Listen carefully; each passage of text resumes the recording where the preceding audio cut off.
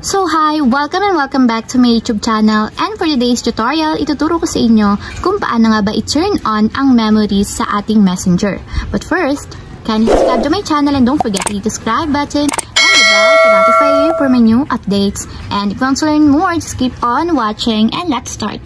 So ayan guys, ang ituturo ko sa inyo is bagong features na naman ni Messenger. So may bago ulit dagdag. So yun na nga yung memories. So pwede nating enable or disable sa ating account. So i-open lang natin yung ating Messenger.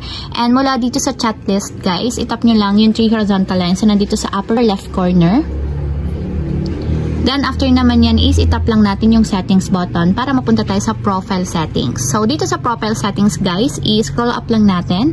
And dito sa preferences, makikita nyo na agad yung memories na option.